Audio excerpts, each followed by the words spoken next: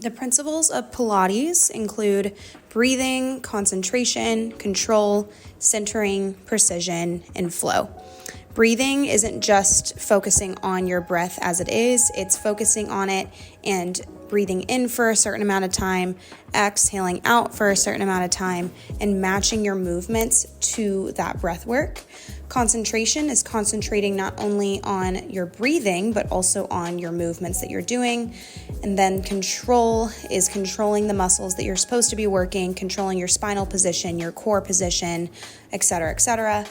Centering is focusing on your core activation, drawing in at your belly button, also known as the navel, into your spine, wrapping your ribs together, meaning you're just drawing in the upper abdominals and then keeping it that way through every single exercise that you're doing. Doesn't matter if you're doing an ab exercise, a cardio plank exercise, or a leg exercise.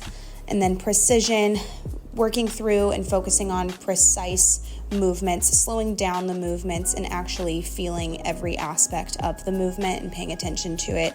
And then flow is not being super locked up and tight when you're working through movements, but allowing those movements to ebb and flow. So for example, whenever you're in a plank line and you have one leg extended out and you're drawing it into your chest and then you extend it back out, you're not pausing in between those movements, but you're fully drawing in. As soon as you get there, you go all the way back out, kind of like you would do in dance. The benefits of Pilates really vary dependent on the person that's moving, their goals, their movement capabilities, etc. Many different factors play into what you can get out of Pilates.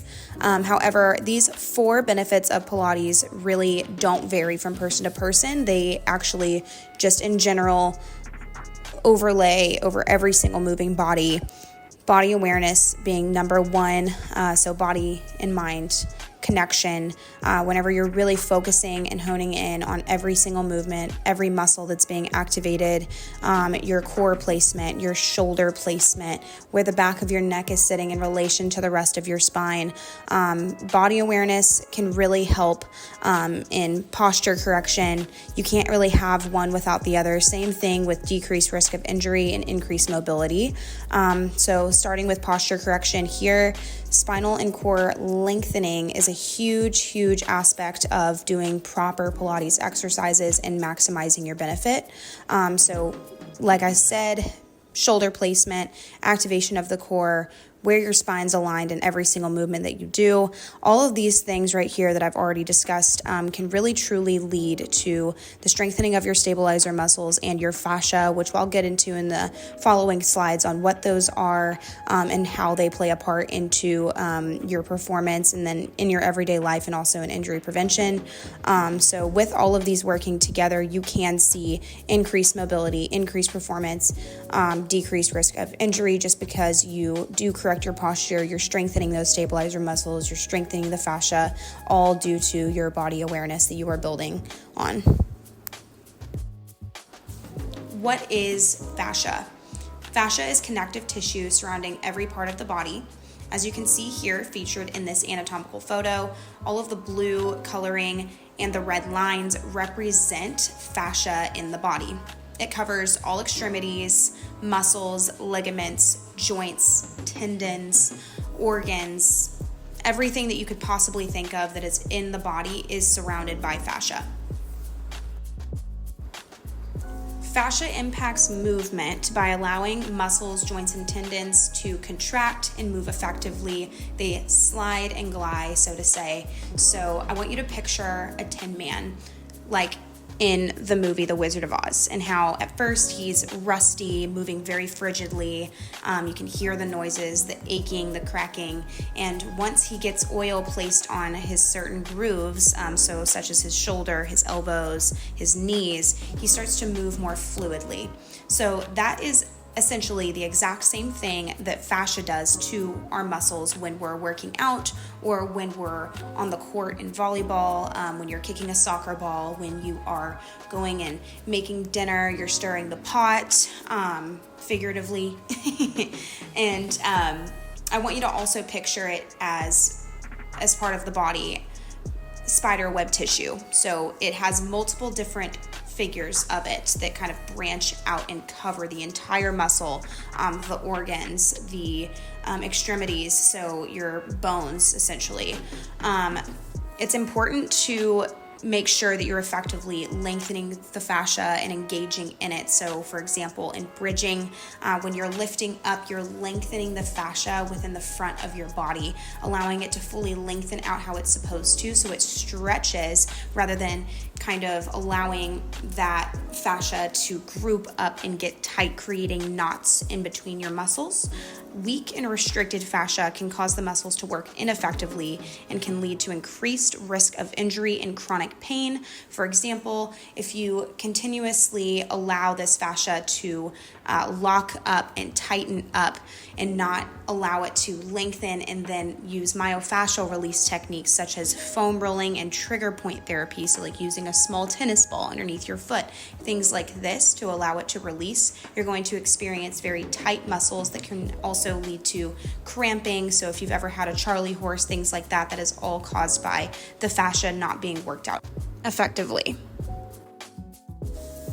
What are stabilizer muscles? Stabilizer muscles are deep muscles that support the movers through numerous planes of motion and movement. Stabilizer muscles are also known as secondary muscles, while the mover muscles are known as primary movers. Our stabilizer muscles are known to support directly our primary muscles to do the heavy lifting. So I want you to think about it as the nuts and the bolts to the machine. If you have a machine, it can't function effectively if you don't have these nuts and bolts or the screws to tighten in and help support them to actually work. So you can also apply this to the analogy of a table. A table can't be supported with its legs if they're not tightened in place. Strengthening stabilizer muscles keep extremities in place to reduce this risk of injury. Weakened stabilizer muscles decrease effective exercise modalities by creating an overall weakened kinetic chain. The kinetic chain is the fluidity of the movement and what helps keep your muscles working when you're exercising, when you're just walking throughout the day, when you're writing, and whenever you're performing on the court, during bumps, sets, spikes, running to and from, etc.